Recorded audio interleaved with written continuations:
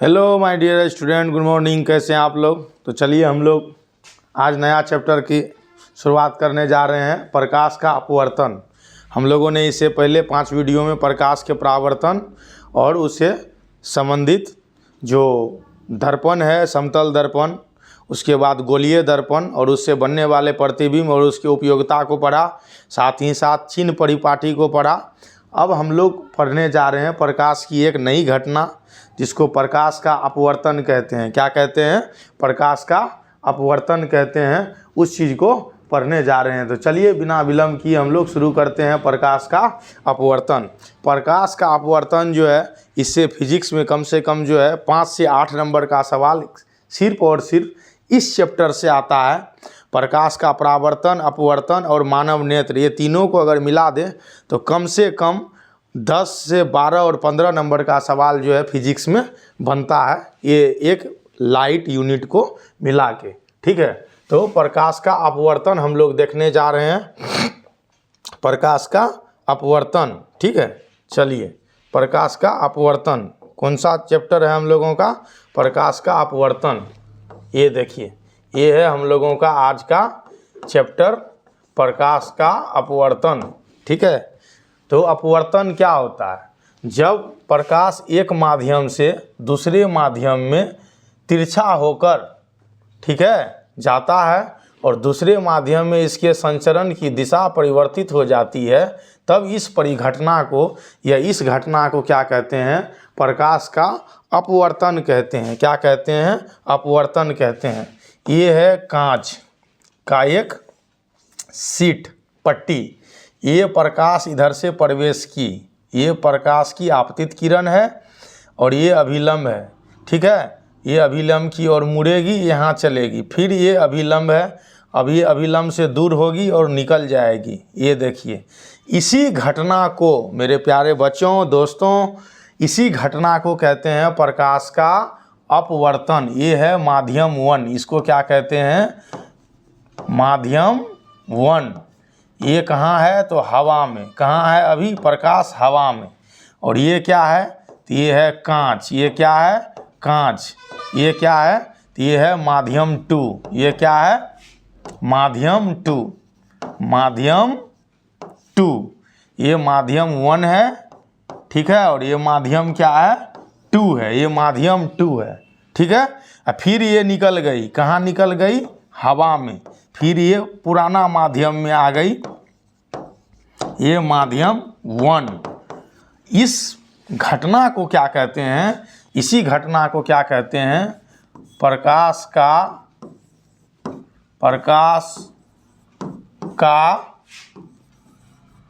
अपवर्तन। क्या कहते हैं?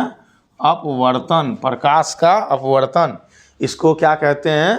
इसको कहते हैं मेरे प्यारे बच्चों प्रकाश का अपवर्तन। फिर से सुनिए, जब कोई किरण या प्रकाश की किरण एक माध्यम से दूसरे माध्यम में प्रवेश करती है तो वो क्या करती है? हल्की सी मुड़ती है और मुड़ने के बाद आगे बढ़ती है और पुनः अपने माध्यम में ही पहले स्थिति में निकल जाती है, गुजर जाती है। मुड़ने का जो ये घटना है, मुड़ने का जो ये घटना है, आप जो देख रहे हैं, मुड़ने का जो इस घटना को आप देख रहे हैं, मुड़ने के इसी घटना को हम लोग क्या कहते हैं? अपवर्तन। अपवर्तन। क्या कहते हैं? अपवर्तन कहते हैं। क्या कहते हैं? अपवर्तन कहते हैं। अपवर्तन, इसी को अपवर्तन कहते हैं और इंग्लिश में इसे कहते हैं रिफ्रैक्शन। क्या कहते हैं? रिफ्रैक्शन। पहले जो पढ़े उसे कहते हैं रिफ्लेक्शन, ये क्या कहलाता है? रिफ्रैक्शन। ठीक है, तो ये है घटना प्रकाश का अपवर्तन का, प्रकाश का अपवर्तन का, जिसमें एक माध्यम से जब दूसरे माध्यम में प्रकाश इन करेगी, ये है दूसरा माध्यम, तो प्रकाश मुड़ेगी। मुड़ने की घटना ही क्या कहलाता है? अपवर्तन कहलाता है। ठीक है, इस चीज़ को क्या करना है? ध्यान से देखना है, ध्यान से देखना है। चलिए, आपको हम समझाते हैं, दैनिक जीवन में समझाते हैं, और जब समझिएगा तब आप इस चीज़ को और बेहतर समझिएगा, है ना। सपोज कीजिए ये है NH, ठीक है, ये है आपकी गली, ये है आपकी गली और ये NH का है। ये रोड किस चीज़ का है? ये रोड NH का रोड है, ठीक है, NH रोड है, ठीक है। ये है आपकी गली, ये है क्या? आपकी गली। तो गली छोटी होगी, है ना, सकड़ी होगी। तो जब आप इधर से निकलिएगा तो इधर को मुड़िएगा, तो क्या जिस स्पीड में इस गली से इधर जाइएगा क्या उसी स्पीड में इधर मुड़िएगा? नहीं, यहाँ आके स्पीड कम कीजिएगा, रुकिएगा, फिर इधर आने के बाद जो है आप क्या कीजिएगा? स्पीड बढ़ाइएगा। यहाँ जो आप मुड़े, ठीक है, स्पीड को कम करके, क्यों? क्योंकि ये अलग गली है और ये अलग जो है रास्ता है, NH है।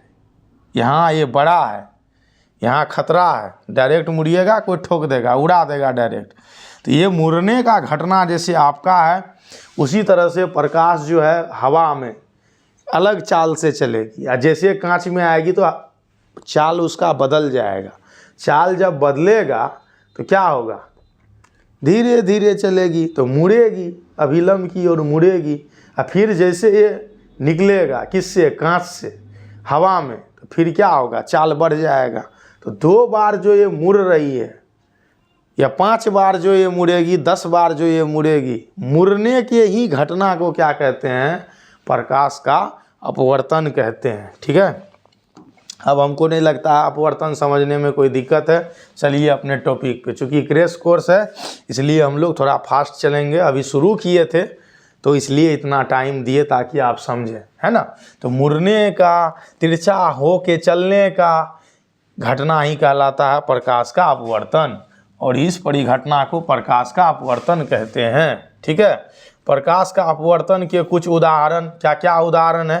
तो प्रकाश के अपवर्तन के कारण स्विमिंग पूल का तल वास्तविक स्थिति से ऊपर दिखता है। स्विमिंग पूल, जब बड़े बड़े शहरों में आप रहिएगा, बड़े बड़े अपार्टमेंट में, तो ग्राउंड पे, नीचे ग्राउंड में स्विमिंग पूल बना रहेगा, बड़े बड़े पार्क में स्विमिंग पूल बना रहेगा, रिसोर्ट में स्विमिंग पूल बना रहेगा, और जहाँ ट्रेनिंग दिया जाता है, ठीक है, स्विमर को, तो वहाँ भी स्विमिंग पूल होता है। तो स्विमिंग पूल में क्या होता है? पानी होता है। तो मान लीजिए स्विमिंग पूल का जो गहराई है वो कितना है? 5 मीटर है, ठीक है। लेकिन वो चीज़ आपको लगेगा कहाँ पे है? वो चीज़ लगेगा आपको ऊपर है, एकदम बिल्कुल ऊपर है। गहराई कितना? 5 मीटर का, है ना। ये यहाँ तल है, लेकिन तल आपको यहाँ लगेगा, और ये जब आप देखिएगा तो ये तल यहीं नज़र आएगा। तो ये घटना है वास्तविक ऊंचाई से ऊपर दिखना। ये घटना है किसका? अपवर्तन का। दूसरा, पानी में आंशिक रूप से डूबी हुई पेंसिल वायु तथा पानी के अंतर पृष्ठ पर टेढ़ी नज़र आएगी। सपोज कीजिए ये क्या है? एक ग्लास है जिसमें पानी यहाँ तक भरा हुआ है। अब इसमें एक छड़ी दे दिए, इस तरह से एक छड़ी दे दिए, है ना। तो छड़ी तो सीधी ही होगी, टेढ़ी कैसे होगी? छड़ी सॉलिड है, टेढ़ी नहीं होगी, सीधी होगी। लेकिन अपवर्तन के कारण ये आपको यहाँ तक तो सही नज़र आएगा, यहाँ के बाद आपको इस पोजीशन पे ना दिख के इस पोजीशन पे दिखेगी, थोड़ी सी टेढ़ी दिखेगी, है ना। ये हो गया। कांच के गिलास में पड़े नींबू अपने वास्तविक आकार से ज़्यादा बड़ा दिखता है। जब भी आप गर्मी के दिनों में सत्तू पीने जाते हैं तो सत्तू वाले का स्टाइल देखिएगा कि कांच के गिलास में 2 नींबू 3 नींबू डाल के रखता है। तो आपको लगेगा क्या लगेगा कि ये कांच का गिलास है, इस तरह का, एक नींबू यहाँ ऐसे है, एक नींबू यहाँ ऐसे है, और ये चिपका हुआ है गिलास के दोनों परत से। लेकिन ऐसा नहीं होता है, नींबू का साइज इतना बड़ा है और ग्लास का साइज इतना बड़ा है, लेकिन अपवर्तन के कारण ये ऐसा दिखता है। समझ गए? चलिए, तो ये सब हमारे दैनिक जीवन में उपयोग है। किस चीज़ का उपयोग है? किस चीज़ का उपयोग है? तो प्रकाश के अपवर्तन का उपयोग है। प्रकाश के अपवर्तन का उपयोग है। देखा आपने किस तरह से दैनिक जीवन में प्रकाश का अपवर्तन का उपयोग होता है। फिर चलिए आगे बढ़ते हैं। अब क्या है? आगे बढ़ते हैं और इस चीज़ को जूम करते हैं।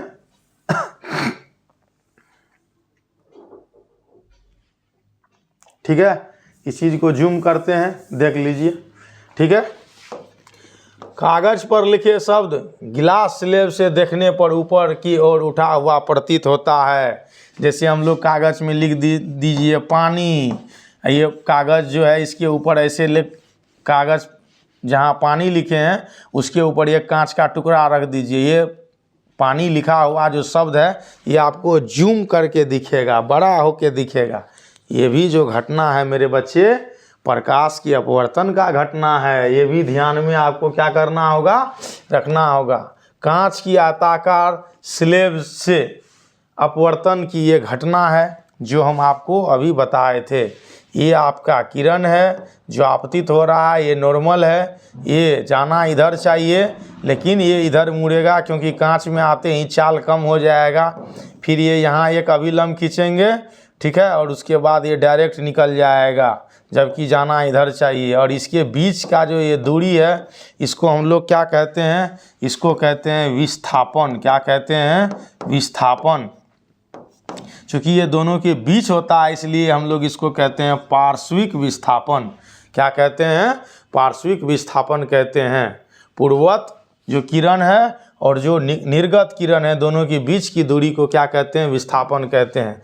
निर्गत किरण आपतित किरण के समांतर निकलती है और इसके मध्य जो दूरी होती है उसको पार्श्विक विस्थापन कहते हैं। इसके प्रभावित करने वाले कारक क्या हैं, माध्यम की मोटाई। ये जो कांच है, ये कांच की जो पट्टी है, ये कांच की पट्टी की मोटाई कितनी है। दूसरा, माध्यम का अपवर्तनांक। माध्यम का अपवर्तनांक, अपवर्तनांक क्या होता है ये भी हम लोग समझेंगे, पढ़ेंगे और समझेंगे, ठीक है। तो माध्यम में प्रकाश का अनुपात जो है ये क्या है, ये अपवर्तनांक है। ये क्या है, अपवर्तनांक है। और उसी की वजह से घटनाएं इधर इधर होगी, ये चीज़ यहाँ पे बताया गया है। इस चीज़ को हम लोग देखेंगे, है ना। तो चलिए, तो यहाँ तक के चीज़ों को हमने समझा, यहाँ तक के चीज़ों को हमने देखा। तो सबसे पहला चीज़ क्या है, जो पार्श्विक विस्थापन को बढ़ाएगा, घटाएगा, प्रभावित करेगा, उसमें क्या है, तो उसमें सबसे पहला है माध्यम की मोटाई, माध्यम का अपवर्तनांक, मतलब उसमें मोड़ने का क्षमता कितना है उस माध्यम में, ठीक है। उसके बाद प्रकाश किरण का तरंग दैर्ध्य, प्रकाश किरण का तरंग दैर्ध्य, किस तरह की किरणें हम उससे गुजारते हैं और उसका जो है तरंग दैर्ध्य कितना है। और चौथा, आपतन कोण। आपतन कोण का मान डायरेक्ट संबंधित होता है किससे, पार्श्विक विस्थापन से। किससे, पार्श्विक विस्थापन से, ठीक है। अब है प्रकाश के परावर्तन का, अपवर्तन का नियम। चूँकि परावर्तन इतना न पढ़ा दिए हैं कि बार बार परावर्तन आ रहा है, लेकिन अब अपवर्तन होना है। तो प्रकाश के अपवर्तन के नियम, जिस तरह से प्रकाश के परावर्तन के 2 नियम पढ़ा, उसी तरह से यहाँ भी प्रकाश के अपवर्तन के 2 नियम को हम लोग पढ़ेंगे। ये 2 नियम क्या है, तो आपतित किरण और अपवर्तित किरण। यहाँ परावर्तित किरण नहीं होगा, यहाँ निर्गत किरण होगा या अपवर्तित किरण होगा। सपोज कीजिए ये कांच की पट्टी है, ये किरण आई, इधर की मुड़ी, फिर इधर चली गई, तो ये किरण हो गया आपतित किरण। कौन सा किरण, आपतित किरण। और ये हो गया निर्गत किरण, या इसको हम लोग क्या कहेंगे, अपवर्तित किरण, है ना। यहाँ परावर्तित किरण नहीं होता है, ये याद रखना है। दोनों माध्यमों को पृथक करने वाला पृष्ठ के आपतन बिंदु पर अभिलंब सभी एक ही तल में होते हैं, 1, 2, ठीक है, ये याद रखना है। दूसरा, प्रकाश के किसी निश्चित रंग तथा निश्चित माध्यम के युग्म के लिए आपतन कोण की ज्या, मतलब साइन आई, ठीक है, और आपतन कोण की ज्या मतलब साइन आर का अनुपात क्या होता है, स्थित होता है, स्थिर होता है, जिसको स्नेल का नियम कहते हैं। तो साइन आई बटे साइन आर, ये हमेशा क्या होता है, फिक्स होता है। क्या होता है, फिक्स होता है। और इसी चीज़ को स्नेल का नियम कहते हैं। स्नेल कौन थे, तो स्नेल साइंटिस्ट थे जो फिजिक्स में इस नियम को बताए, दिखाए, किए, और उन्हीं के सम्मान में इसको क्या कहा गया, स्नेल का नियम कहा गया। क्या कहा गया, स्नेल का नियम कहा गया। ठीक है, अब यहाँ से जो है अपवर्तन का ओरिजिनल कहानी शुरू होता है। अब आप हंसते चले जाइएगा, उससे बेहतर है कि आप ध्यान देना शुरू कर दीजिए। ठीक है, चलिए, तो हमने पहले नियम और दूसरे नियम को पढ़ा। पहला नियम एक ही तल में होगा, वो पढ़ लिया। दूसरा नियम कि साइन आई और साइन आर एक स्थिरांक होगा, इसको स्नेल का नियम भी कहते हैं। ठीक है, ये देखिए स्नेल का नियम स्नेल साहब ने करके दिखाया था, इसलिए इसको स्नेल का नियम कहते हैं। अपवर्तनांक, माध्यम के युग में प्रकाश की चाल का अनुपात ही क्या होता है, अपवर्तनांक होता है। ये मैंने आपको 2 मिनट पहले भी बताया।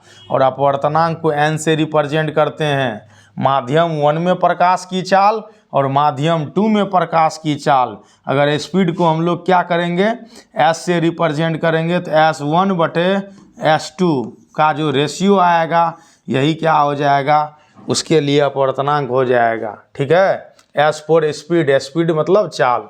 ठीक है, देख लीजिए यहाँ N1 N2 N21 माध्यम, 2 माध्यम, ठीक है, और 1 माध्यम के सापेक्ष अपवर्तनांक, ये इसका मतलब हुआ। ठीक है, अब यहाँ पे लिख देते हैं। ठीक है, N2, ठीक है, N2, अगर N21 लिखे हैं इसका मतलब है V1/V2। ठीक है, कहने का क्या मतलब है, ये जो अपवर्तनांक हम लोग निकाल रहे हैं, ये दोनों चालों के अनुपात, ठीक है, को एक दूसरे से तुलना करके निकाल रहे हैं। यहाँ देखिए कंपैरिजन कर रहे हैं। 2 से 1 का क्या रेशियो है, क्या उसका गुणात्मक वैल्यू है, वही क्या हो जाएगा, इस माध्यम का अपवर्तनांक हो जाएगा। इस माध्यम का क्या होगा, अपवर्तनांक हो जाएगा। अपवर्तनांक बेसिकली क्या है, चाल है। क्या है, चाल है। और वो चाल क्या है, किसी भी माध्यम में, एक माध्यम से जब प्रकाश दूसरी माध्यम में आएगी, उसका जो मोड़ने का क्षमता है, ठीक है, यही मोड़ने का क्षमता उसके अपवर्तनांक पे निर्भर करेगा। किस पे निर्भर करेगा, अपवर्तनांक पे निर्भर करेगा। ठीक है, ये याद रखना है। दूसरा, ये देखिए अपवर्तनांक।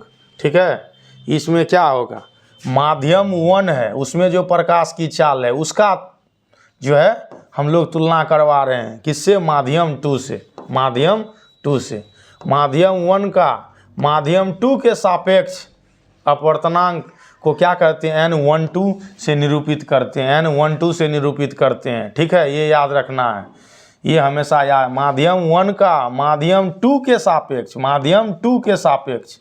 ठीक है, ये याद रखना है। ठीक है, ये सब गणितीय रूप है, ये आपसे पूछा जा सकता है, कोई बड़ी बात नहीं है। अपवर्तनांक को ध्यान में रखना है और अपवर्तनांक को समझना है। ठीक है, ये याद रखना है, इस चीज़ को समझना है। ठीक है, तो चलिए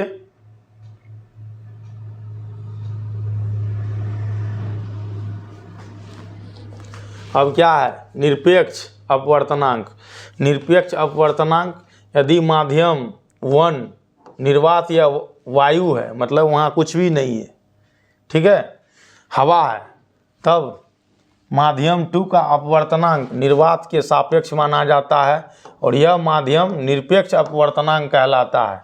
इसे n से रिप्रेजेंट करते हैं, C/V होता है। C मतलब speed of light, speed of light. ठीक है, speed of light in air. ठीक है, एयर में प्रकाश की चाल, मतलब हवा में प्रकाश की चाल और निर्वात में प्रकाश की चाल में कोई अंतर नहीं है, इसलिए हम लोग उसको क्या कहते हैं, निरपेक्ष, मतलब बिना किसी के सापेक्ष, बिना किसी से तुलना किए, है ना। जब हवा से सिर्फ तुलना करके निकालेंगे तब इस चीज़ को हम लोग कहेंगे निरपेक्ष अपवर्तनांक। ठीक है, हीरे का अपवर्तनांक सबसे अधिक है, हीरे का अपवर्तनांक कितना है। और इसका तात्पर्य यह है कि हीरे में प्रकाश की चाल निर्वात में प्रकाश की चाल की इतनी गुनी है। समझ गए। जैसे अगर हम लोग कहीं 5 लिखते हैं और नीचे में 1 लिखते हैं, इसका क्या मतलब हुआ, 1 से ये 5 गुना है, 1 से ये 5 गुना है, इसलिए ये वैल्यू ऊपर है। क्या है, ऊपर है ना। तो भगा देंगे तो कुछ आएगा, जो आएगा उतना गुना वो हो जाएगा। अब है प्रकाशिक सघन माध्यम। सघन और विरल, सघन और विरल दो अलग अलग माध्यम को रिप्रेजेंट करता है। दो माध्यम की तुलना करते समय अधिक अपवर्तनांक वाला माध्यम दूसरे की अपेक्षा क्या होता है, सघन होता है। क्या होता है, सघन होता है। सघन माध्यम में प्रकाश की चाल कम होती है और विरल माध्यम में प्रकाश की चाल अधिक होती है। तो ऐसे भी याद रखिएगा, जिस माध्यम में प्रकाश की चाल अधिक हो वो विरल होगा और जिस माध्यम में प्रकाश की चाल कम हो वो सघन होगा। और एक दूसरे से कंपैरेटिव वर्ड है, ये कंपैरिजन करते हैं सघन और विरल का। जैसे ये देखिए, ये कांच है, ठीक है, और यहाँ क्या है, हवा है। तो हवा कैसा है, विरल माध्यम है, ठीक है। और ये कांच है, कांच कैसा है, तो कांच सघन माध्यम है। इसमें प्रकाश की चाल कम होगी और यहाँ प्रकाश की चाल निर्वात में होगी। तो इसी तरह से समझना है, इसी तरह से जानना है, इसी तरह से इस चीज़ को देखना है। तो प्रकाशिक सघन समझ गए, प्रकाशिक विरल समझ गए, ठीक है। चलिए, तो बिना विलंब किए हुए इसको हम लोग समाप्त करते हैं और आगे के टॉपिक को देखेंगे, है ना। प्रकाशिक सघन समझ गए, प्रकाशिक सघन और प्रकाशिक विरल दोनों माध्यम की तुलना करते समय कम अपवर्तनांक वाला माध्यम क्या होगा, विरल होगा, ठीक है। ये याद रखना है, क्योंकि उसमें मोड़ने का क्षमता कम होगा। जिसमें मोड़ने का क्षमता ज़्यादा होगा उसका अपवर्तनांक ज़्यादा होगा। जब प्रकाश की किरण विरल माध्यम से सघन माध्यम में जाती है, प्रवेश करती है, तब उसकी चाल धीमी हो जाती है और अविलंब की ओर झुक जाती है। तो ये जो मोड़ने का क्षमता है ये ऐसे जाना चाहिए, लेकिन ये ऐसे नहीं जाती है बल्कि इधर की ओर मुड़ जाती है। ये जो यहाँ मोड़ा, यही घटना हो गया क्या, प्रकाश का अपवर्तन। और ये मोड़ने का क्षमता अपवर्तनांक पे निर्भर करता है। जिसका जितना ज़्यादा अपवर्तनांक होगा वो उतना ज़्यादा मोड़ेगा।